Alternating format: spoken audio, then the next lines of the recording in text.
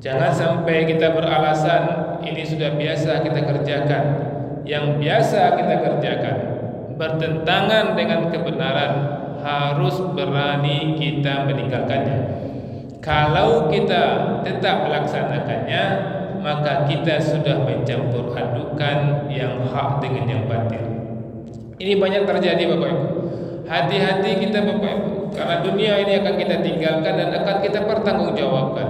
Dalam peristiwa apa saja, peristiwa adat, meminang, menikah, semuanya jangan sampai ada aturan Allah yang dilanggar Bapak Ibu. Kalau kita muslimah Bapak Ibu, kalau kebetulan kita ingin suasana alai kita, suasana alai kedaerahan, janganlah sampai kalau kebetulan di kedaerahan itu pakaian perempuannya terbuka, pengantin perempuannya terbuka pakaiannya, maka kita dengan sendirinya harus berani mengatakan tidak mungkin anak saya memakai itu, tidak mungkin saya memakai itu, karena Allah melarang perempuan untuk membuka auratnya. Alasan budaya, alasan apapun. Dan bahkan Bapak Ibu, alasan olahraga pun Bapak Ibu tidak dibenarkan. Pakaian laki-laki itu jelas aturannya. Jangan mentang-mentang karena olahraga ada alasan membenarkan untuk tidak ikut aturan Allah. Oh kan apa? Kan baranang ti itu pakaiannya. Kan apa? Ini membola ti itu pakaiannya. Tidak bisa seperti itu Bapak Ibu. Jangan sampai kita melihat anak kita berpotensi di cabang olahraga tertentu, tapi cabang olahraga itu melanggar syariat Allah, harus berani kita melarangnya. Sehebat apapun anak kita, medali emas sebesar gunung Uhud dia dapat, tapi untuk mendapatkan medali emas itu dia merusak aturan Allah dan melanggar aturan Allah, tidak kita benarkan. Dan banggalah wak memanjang petua anak wak yang tidak berpakaian Islami karena dia mendapatkan medali dunia. Ini penting, larangan mencampur ajaran benar dan ajaran yang salah. Kemudian yang kedua Bapak Ibu, yang bisa kita ambil hikmah dan pelajaran dari sini, bahaya menyembunyikan kebenaran. Di sini Bapak Ibu jelas-jelas Allah mengatakan ya, wa taqtumul haqqa wa antum ta'lamun, dan janganlah kamu sembunyikan kebenaran sedangkan kamu mengetahuinya. Ini ayat ini ditujukan kepada Bani Israel Bapak Ibu. Ketika Al-Quran diturunkan, mereka tidak menerima Al-Quran. Ketika Rasulullah Nabi Muhammad memproklamirkan dirinya sebagai Rasul, mereka tidak menerimanya. Padahal ciri khas Rasulullah ini mereka tahu. Mereka lebih kenal Nabi Muhammad daripada anak mereka sendiri. Sudah ada dalam kitab mereka, dalam kitab Taurat. Bakal ada nanti akan lahir Nabi terakhir, ciri-cirinya pas seperti Nabi Muhammad. Mereka tahu itu Bapak Ibu, tapi mereka tidak mau mengakuinya.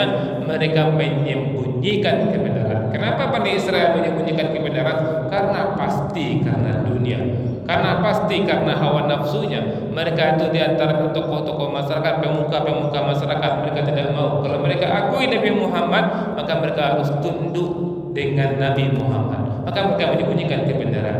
Ini dilakukan oleh Bani Israel dan Allah betul-betul mengencam Bani Israel. Bahkan kita pun mengencam Bani Israel. Tapi jangan sampai kita yang mengencam Bani Israel, tahu-taunya kita juga termasuk orang yang menyembunyikan kebenaran. Maka Bapak Ibu jangan sampai kita menyembunyikan kebenaran. Menyembunyikan kebenaran di tengah-tengah keluarga kita. Ketika kita lihat orang tua kita melakukan kesalahan, kita tidak berani menegurnya. Ketika ada mertua kita melakukan kesalahan, kita tidak berani menegurnya. Ketika ada di tengah-tengah masyarakat melakukan kesalahan, kita tidak berani menegurnya. Tidak berani menegurnya, itu juga menyembunyikan kebenaran. Bahkan Bapak Ibu telah mengatakan di situ orang berjudi, di kiri kanannya ada ustaz temah. Nak ada ustaz temah ngecen judi itu nama akhirat. Nah di padian ada ustaz itu. Maka diamnya ustaz jadikan pembenaran. Maka hati-hati kita Bapak Ibu, kita dituntut untuk berdakwah. Kita kuntum khaira umat, sebaik-baik umat ta'muruna bil ma'ruf. Kita mampu mengajak orang kepada kebenaran dan mampu melarang orang untuk jangan melakukan pelanggaran. Jadi penting, bahaya menyembunyikan kebenaran. Ketika kita menyembunyikan kebenaran Bapak Ibu, maka terjadilah musibah macam-macam, kezaliman, perzinahan, perjudian. Ketika kita membiarkan Bapak Ibu, kalau Allah mengatakan azab, orang yang tidak melakukan pun akan diazab oleh Allah Subhanahu wa taala.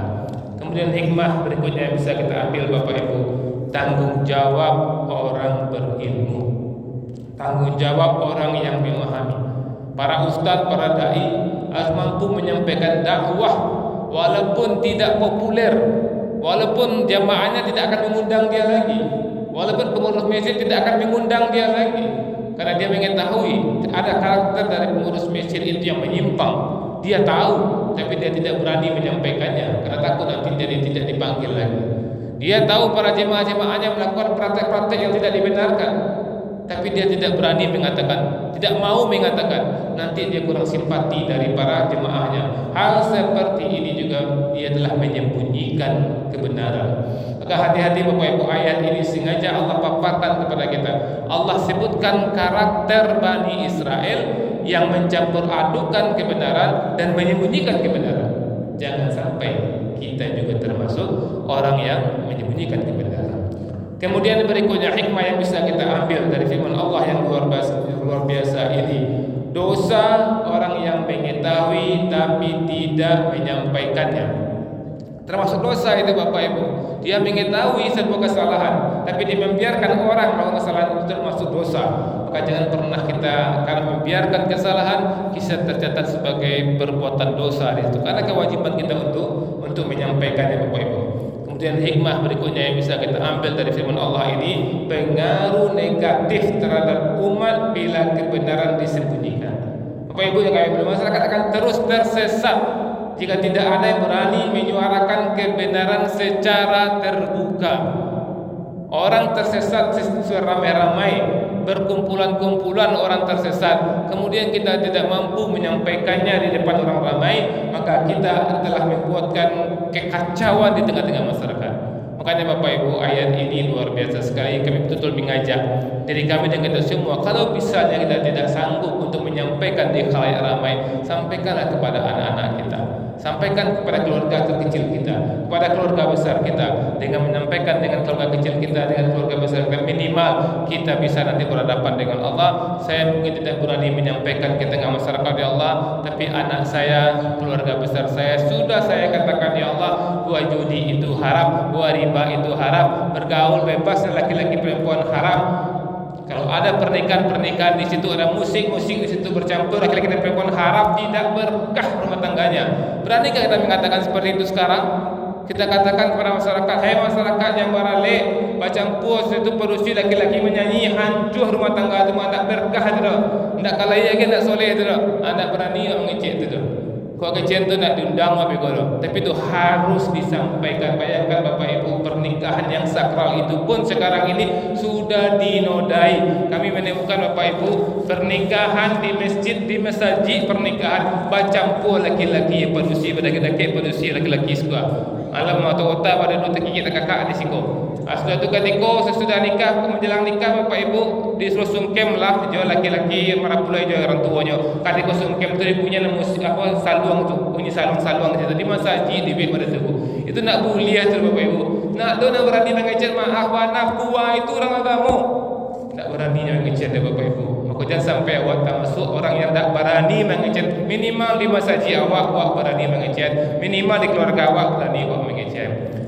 Itu saja Bapak Ibu, mudah-mudahan apa yang kami sampaikan ini menyentuh hati kami dan kita semua. Beranilah kita untuk menyampaikan kebenaran, janganlah sembunyikan kebenaran. Kalau kita menyembunyikan kebenaran, sama waktu Bani Israel itu dilaknat ya Allah. Bahkan Allah mengatakan Bani Israel itu lebih hina lagi daripada kera. Jadi kalau orang tidak menyampaikan kebenaran, dia lebih hina dari kera Bapak Ibu. Maaf. Assalamualaikum warahmatullahi wabarakatuh.